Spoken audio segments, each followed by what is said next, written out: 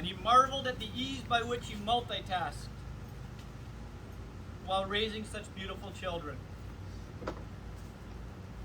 Dad had very high standards, principles, and values, which he saw woven neatly in all you girls.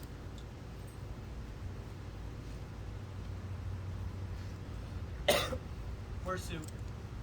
Mom. Sue, Dad was proud of your courage and your strength. And he bragged often about you and your family.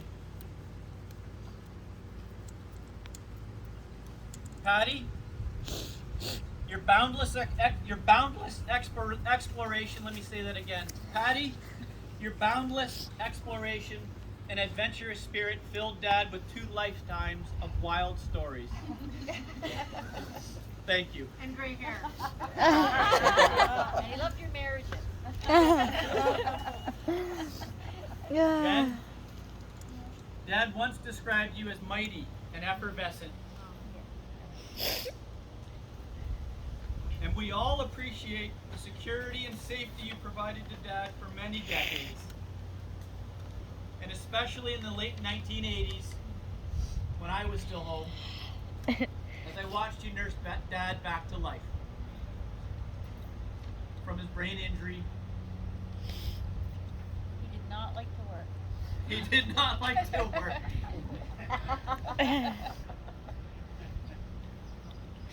I suspect you likely nursed him back in part so you can collect on the money he owed you.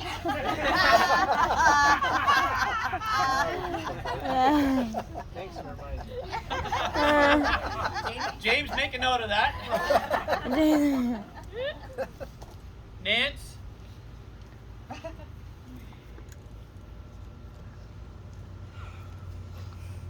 Aw.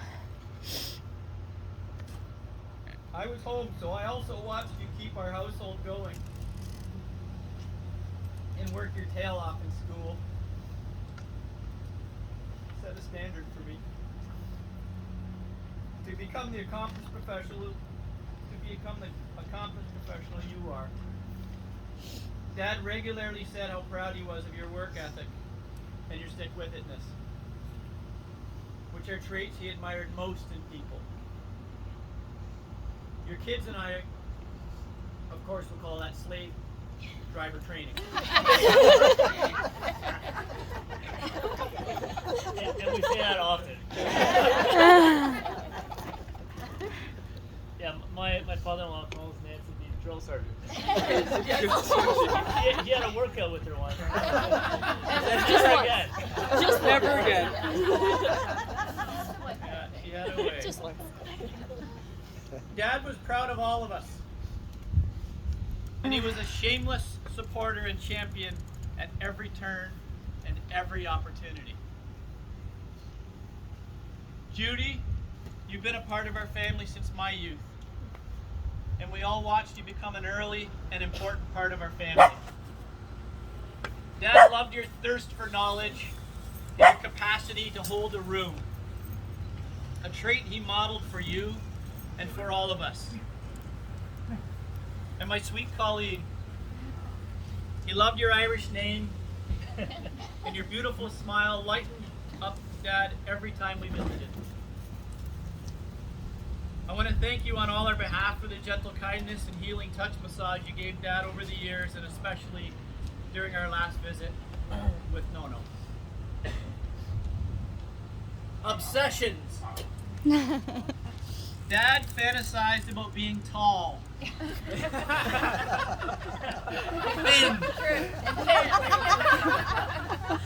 And having an occupation he could wear a uniform. He also visualized himself with a full head of hair. Instead, he got stuck with a 5'8" super cop son with early thinning hair. James, Dad beamed when the constable, then deputy chief, would arrive on scene. You were a source of pride and fantasy manifested for Dad, which we all enjoyed watching and fueling. Your role has become so much more important to all of us over the past decade or so, when you've evolved to become surrogate caregiver, smuggler of smokes, Harvey's and Timmy's Uber driver, and along with Judy, Sue and Rob, well, I guess all the kids, you all became the rock that Dad hung on to at times, that safe harbor.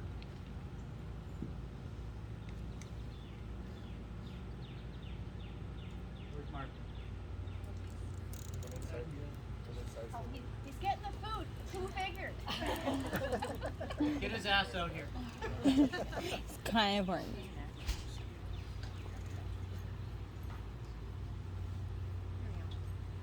You're good, Jen. We'll get him.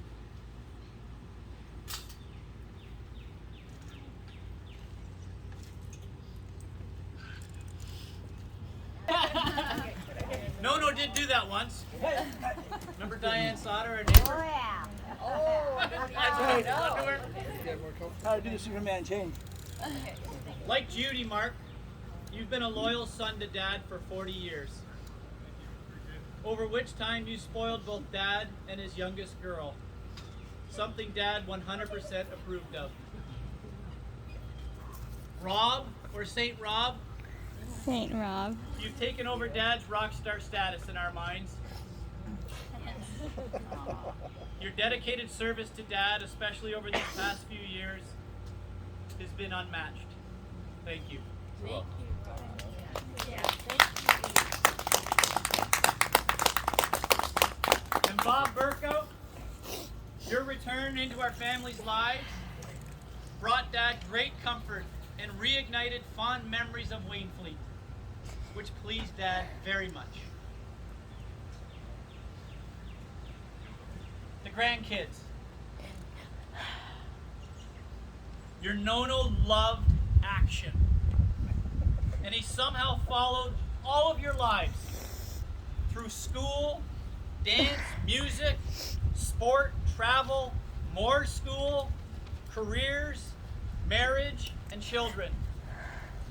Nono was your biggest fan, who lived for his next meal and stories about the kids so he could share them at his next meal. True story. True story. In his diary beside his bed, I found last week, he kept notes on all your birth dates, addresses, changes of addresses, big events, names of special people in your lives, names of pets, and things that you were interested in. Our designated jobs as his kids and your parents were very clear. Produce many children so Nono could continue dreaming through your stories, which in turn always got so much more colorful when he repeated them to anyone who would listen. Yep. You grandkids and great-grandkids were a constant source of joy and pride for Nono. Nono was definitely one of a kind. Shy and insecure, yet brilliant in his ability to connect with any audience and to make us all feel invincible, confident, and secure. Following my sailing trip with Outward Bound in Maine back in the early 1990s, I drove 10 hours home with Dad and Glendon P., his sidekick. It's fair to say we didn't go deep into conversation, but Dad did cite a quote I have thought about this week when searching for a theme to this celebration of life and my thing here. The quote is credited to an American theologian, William Thayer Shedd, who said, a ship in harbor is safe, but that is not what ships are built for. As I thought and think about legacy and lessons learned and all the tools we are all blessed with, I think Dad, who loved the idea of sailing, helped us build our own ships and more, he helped us believe we could safely and ably sail them into the unknown and uncomfortable territory. The legend that is Nono, Jimbo, Big Jim, Ace is gone.